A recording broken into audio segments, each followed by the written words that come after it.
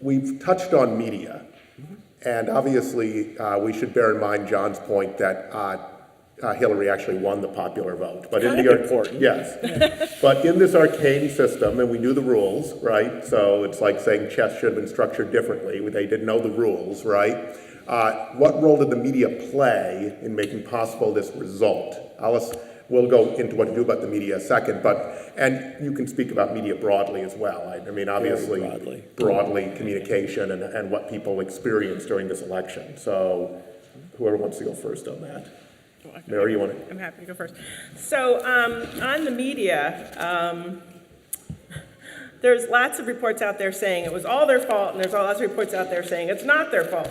But there are some numbers that are sort of interesting. For CNN, 78% of all their political coverage between August 4th and September 4th was about Donald Trump. That's one channel. On the national nightly news, so sometimes I try and rush home to get home at 5:30 to see what CBS has decided is the national news for the day. There are 234 minutes of evening network news coverage of Trump, more than the entire Democratic field combined.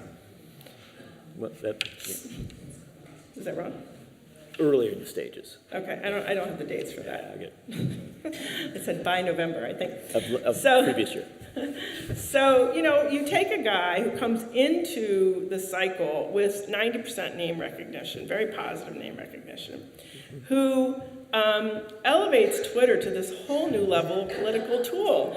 I mean, you see the charts. So here's the buzz about the campaign, and then he says something about locking up Muslims, and his Twitter feed and the amount of coverage he gets goes up, up, up, up, up, up. Then he says something else outrageous about John McCain, up, up, up, up, up. Who knew that this was a political strategy? Say crazy stuff, and everybody covers you. And that's what he did, and he'll be on 60 Minutes tonight talking about the wisdom of the social media campaign, and you can check it out. So, but it's something we're going to have to grapple with and think about a little bit more. Does anybody remember that story about if Donald Trump gets elected, Paul Ryan will cut the size of government in half? Did anybody see that story? I mean, there was no serious coverage of the policy that was at stake here.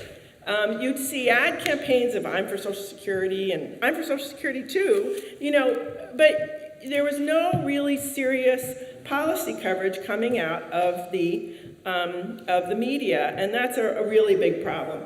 There was a great, a thorough, pages and pages, days and days long investigation by the New York Times, the Clinton Foundation, over a year ago.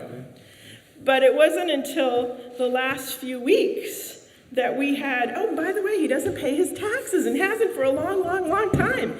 And oh, by the way, look at all these workers he screwed.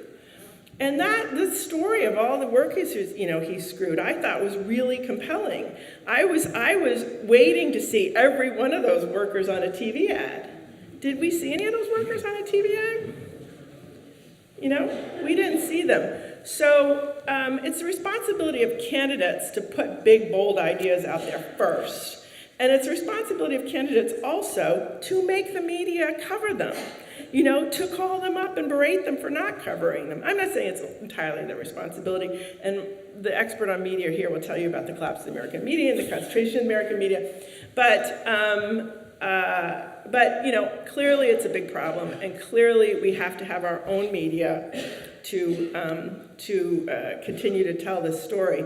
The Center for Media and Democracy is a 501c3 organization, so we don't weigh in much on elections. But we cover the policy. And so when ALEC bills are popping all across the country, we cover that. And when ALEC politicians are saying they're not ALEC bills, we cover that. And we think, unfortunately, we're going to have a lot of work to do in the coming years because they captured a couple more state houses, captured 2 more Republican governorships.